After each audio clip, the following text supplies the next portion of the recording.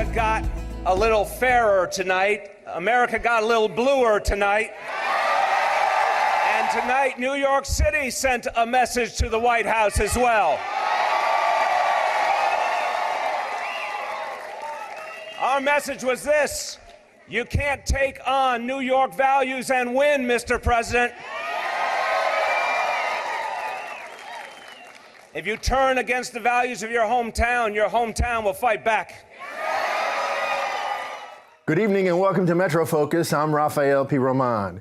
Bill de Blasio completed a landslide victory last night, securing a second term as mayor of New York City. Touting his progressive agenda and his commitment to challenging the federal government, the incumbent overwhelmed his Republican opponent, Nicole Malliotakis, with the independent candidate Bo Dietl barely registering. After being declared the winner, the mayor addressed his supporters at the Brooklyn Museum.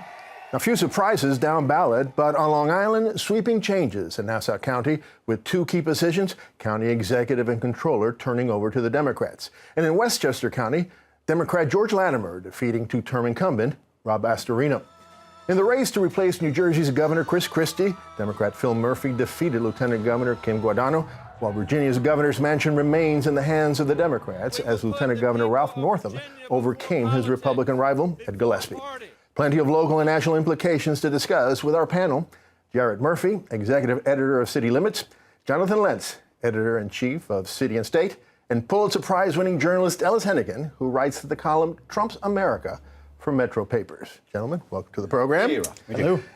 So pretty much things went as expected in the mayoral race, as the pundits and the polls predicted. But there are interesting implications in that race, so of course we'll talk about it. But let me start with the races I mentioned in the introduction outside of the city.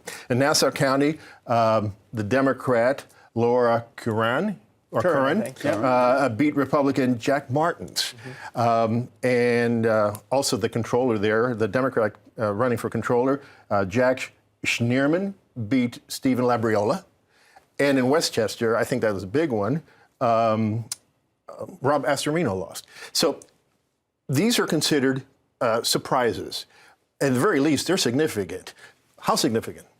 Well, I was surprised by the margin in the Westchester County race, given that Astorino, is I think a two-term incumbent, former gubernatorial candidate, and a potential future gubernatorial person. So I think that's one implication right there, is it takes potentially off the board a potential challenger for Governor Cuomo. I always hesitate to read into local races that express local dynamics and involve individual local people to say anything bigger about politics. I don't know that those county exec races say anything about the state. I don't know that the governor's races say anything about the national picture, but they are certainly interesting developments, and I think the mayor's right in his intro that the world to get a little bluer, whether it will stay that way in the next 2 years and 3 years is a good question.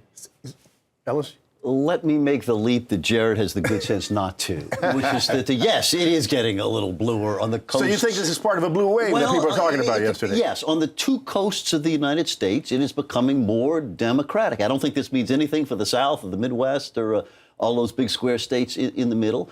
But from New Jersey to Virginia, which, by the way, is a mid-Atlantic state now, not really a southern state anymore, from not only in the city of New York, but in its suburbs, Dems have lots of advantages. We saw the romping yesterday, and I think we can get more of it.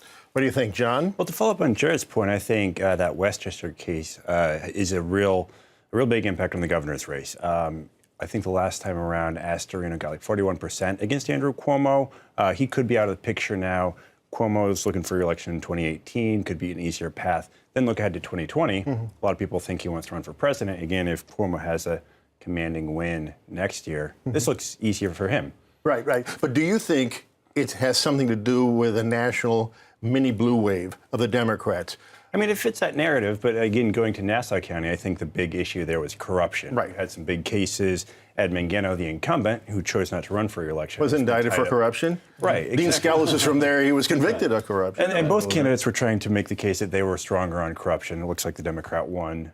She is, I think, more of an outsider. Jack Martins, the former state senator, more closely tied to Dean Skelos.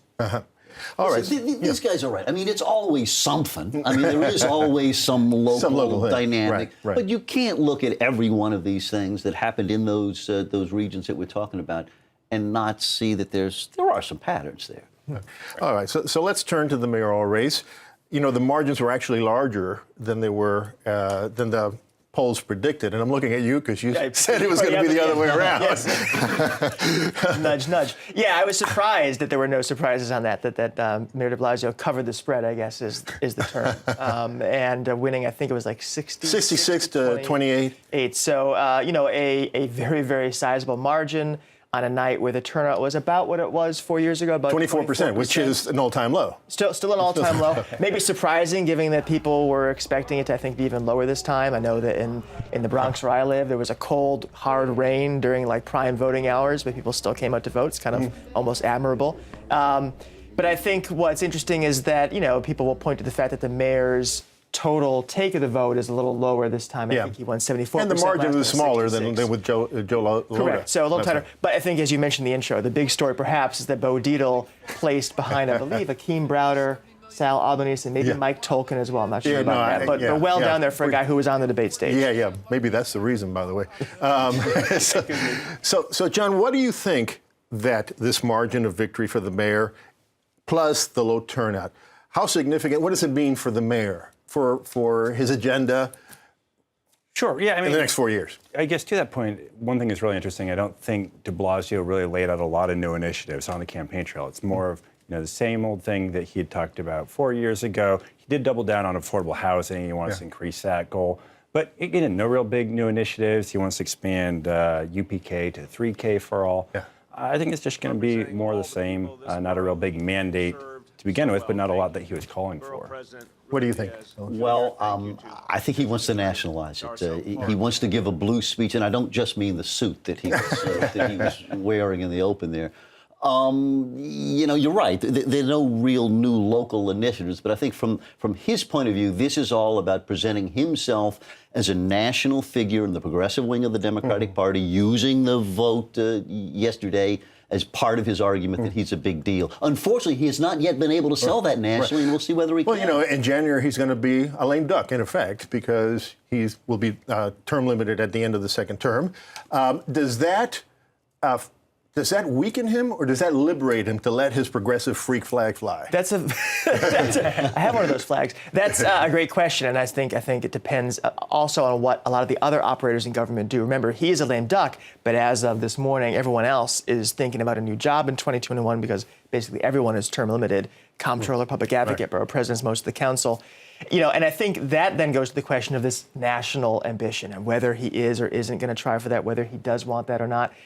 There's almost a strategic imperative to keep that alive, right? Because it gives you a little juice. And if you think about past mayors, Mayor Bloomberg was constantly almost running for president. You know, Giuliani was America's mayor, tried for Senate. Thought about it. Koch thought about it too. You know, John Lindsay obviously did as well, kind of disastrously. So it's been a thing that mayors do, typically not successfully, but it gives you a sense that, you know, your career is not going to end on, you know, January 1st, 2022. You know, you talk about the public advocate, Letitia James, and the controller, Scott Stringer. They won.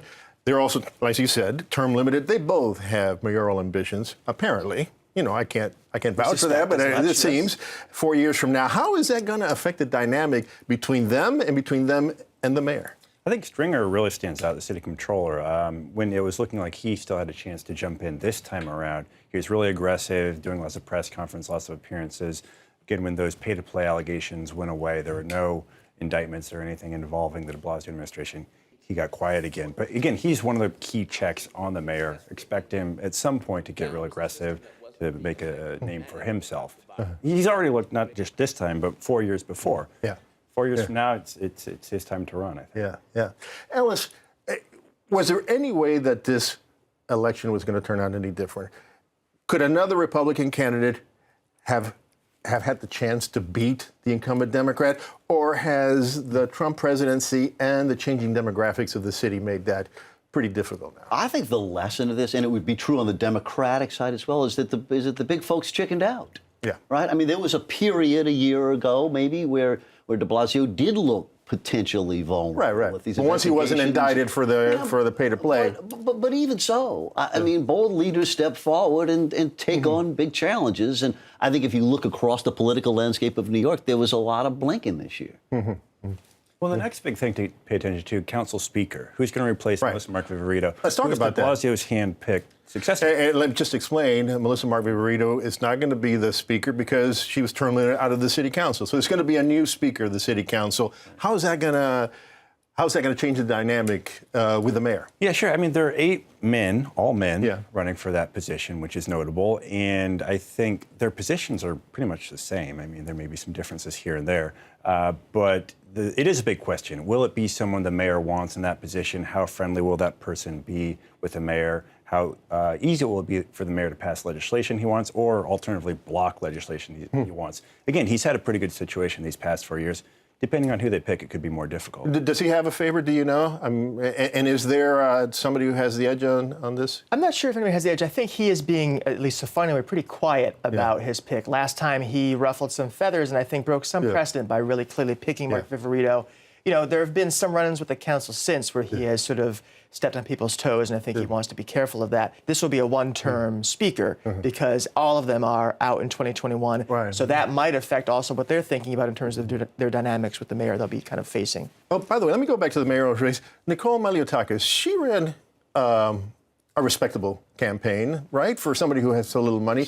Does she have a political future in New York? Yeah, listen, a lot more people have heard about her this morning than had heard of her 6 months ago. And she didn't do anything that would close any of those doors. You know, yeah, she's up a little step, I'd say. You guys agree? Yeah, I do too. Yeah. Yeah, she's young, she's ambitious. I mean, 36 years old. Yeah. It It didn't exactly take off. I mean, she didn't exactly light fire here. She didn't make any mistakes. She worked hard. She's smart. I thought she acquitted herself very well in the last debate. You know, she clearly was thinking about her future most likely lying in Staten Island. That's part of why she couldn't kick her sort of Trump voting past too far down the curb. But yeah, I think there's some future for her. All right. Well, okay, we're going to have to wrap it up there, guys. Thank you so much for joining us today. We'll see what happens next. Thank you.